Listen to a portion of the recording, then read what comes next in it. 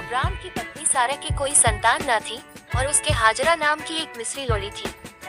सो सारा ने अब्राम से कहा, देख, यहोवा ने तो मेरी कोख बंद कर रखी है, सो मैं तुझसे विनती करती हूँ कि तू मेरी लोली के पास जा, संभव है कि मेरा घर उसके द्वारा बस जाए।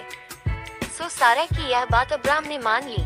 सो जब अब्राम को कनान देश में रहते 10 वर्ष बीत चुके, तब उसकी स्त्री सारा ने अपनी मिस्री लोली हाजरा को लेकर अपने पति अब्राम को दिया कि वह उसकी पत्नी हो। और वह हाजरा के पास गया और वह गर्भवती हुई, और जब उसने जाना कि वह गर्भवती है, तब वह अपनी स्वामिनी को अपनी दृष्टि में तुच्छ समझने लगी। तब सारा ने अब्राम से कहा, जो मुझ पर उपद्रव हुआ सो तेरे ही सिर पर हो, मैंने तो अपनी लोली को तेरी पत्नी कर दिया। पर जब उसने जाना कि वह गर्भवती है, तब वह मुझे तुच्छ समझने लगी। सो यहोवा मेरे और तेरे बीच में न्याय करे।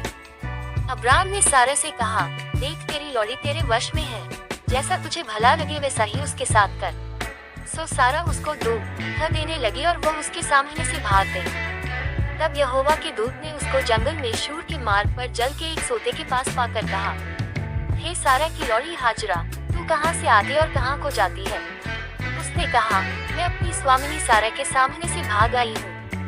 यहोवा के दूत ने उससे कहा, अपनी स्वामिनी के पास लौट जा और उसके वश में रह। और यहोवा के दूत ने उससे कहा, मैं तेरे वंश को बहुत बढ़ाऊंगा, यहाँ तक कि बहुतायत के कारण उसकी गणना न हो सकेगी। और यहोवा के दूत ने उससे कहा, देख, तू गर्भवती है और पुत्र जनेगी, सो उसका नाम इश्माएल रखना, क्योंकि यहोवा ने तेरे दुख का हाल सुन लिया है। और वह मनुष्य बनेले गदहे के समान होगा, उसका हाथ सबके विरुद्ध उठेगा और सबके हाथ उसके विरुद्ध उठेंगे, और वह अपने सब भाई बंधुओं के मध्य में बसा रहेगा।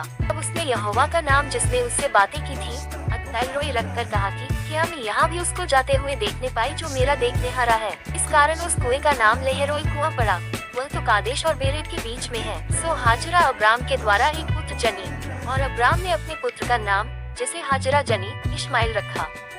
जब हाजरा ने अब्राम के द्वारा इश्माएल को जन्म दिया, उस समय अब्राम 86 वर्ष का था।